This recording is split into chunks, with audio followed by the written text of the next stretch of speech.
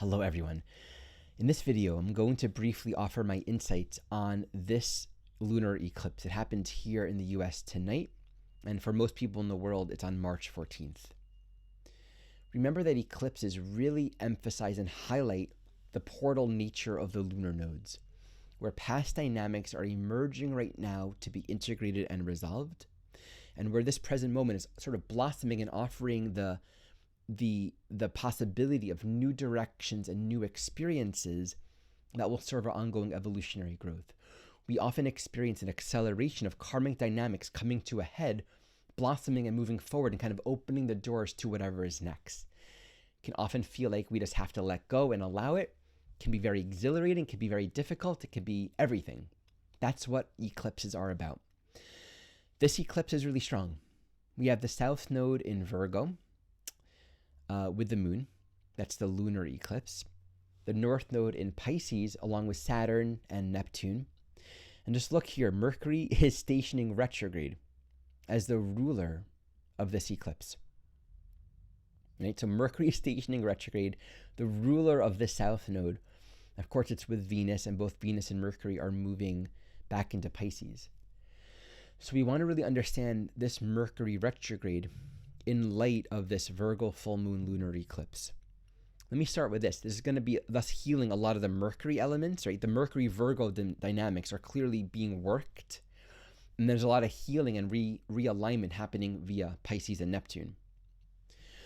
Consider that in the realm of Virgo, it's very, very easy to be efficient, organized, functional, practical, but for all of it to be absolutely meaningless. Like, we can spend our life organizing our body, our hair, our looks, our physique, our shoes, crafting our skills as a practitioner, but it doesn't necessarily mean that we're doing anything meaningful with our life.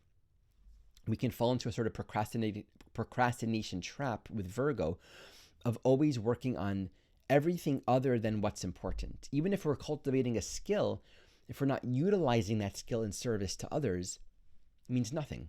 A sharp pencil that isn't being used has no purpose. Although it looks nice, it's purposeless, right? So that's where that Pisces dimension comes in and sort of asks that question, like, what's the purpose of this life? Especially if you consider Saturn and Neptune being involved. The larger long-term existential question right now is, what's worth investing my time and my energy? What's the point of all of this? And so on the one hand, with this eclipse, especially with Mercury and Aries stationing, there are two dynamics that can be emerging. One, things falling apart, right? It's like we're going in a certain direction and either we lose steam or it's just not working anymore. And that can really induce a sense of helplessness and fury or anger at God, at ourselves, at life.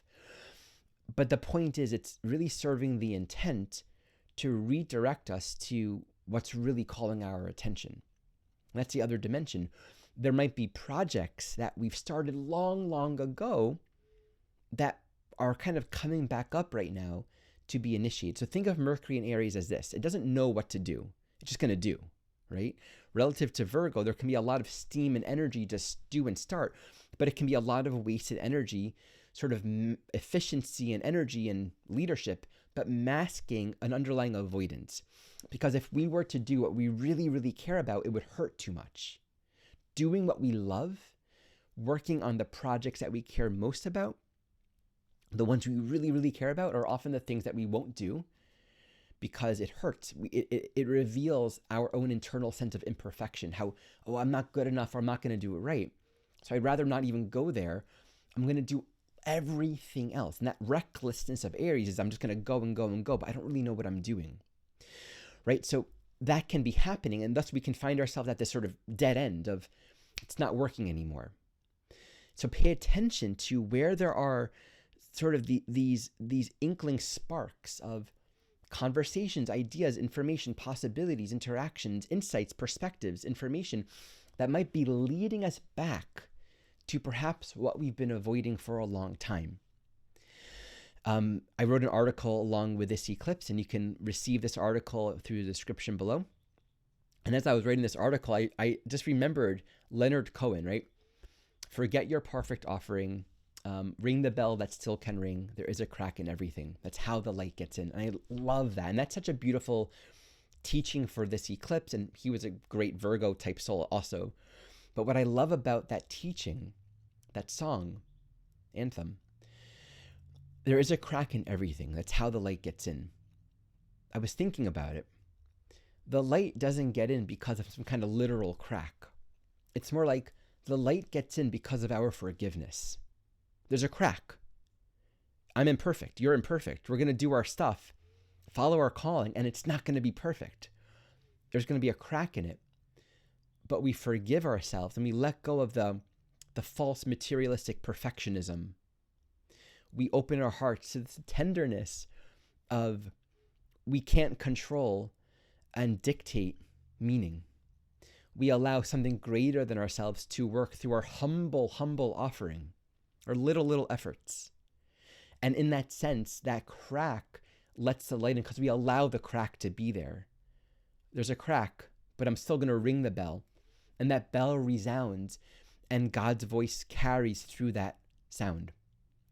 Love carries through us. We get to be the instrument that we're here to be. And the crack meant nothing. What was important is that we brought ourselves into our agency and our choice to step into our role, into our function. And that reframes the Virgo, meaning there are things to do. There are tasks. But I think this Mercury retrograde might be saying, tune into where the calling is right now, where the work is, because there's a lot of things to be working on and refining and clarifying. But just notice if you're trying to push a dead horse, right? You might be avoiding and procrastinating what's really of essence. So you can reframe Virgo relative to Pisces as doing the tasks and cultivating the details and the techniques and the, all the little nuances relative to the things that are of greatest essence, where we are here to be an instrument of love. I was also thinking of this course lesson. Which course lesson is it? From A Course in Miracles. It speaks to this idea of, I don't know what anything is for. It's one of the earlier lessons. And the idea is, you know what the telephone is for, but you don't know why you're calling that person, right? We can just do things, but forget what's the deeper reason. So everything in this life wants to be designated for higher purpose. So the prayer that I offer and share for this eclipse is that we reorient our life, really using this energy to be redirected back to how we are called to be in leadership and agency, to being the instrument of love that we are designed to be. This Saturday, myself and some evolutionary astrology colleagues kickstart a 6-month series on Venus, sexuality, and evolution. We'll be diving deeply into Venus through all 12 signs. So you can check that out in the description below.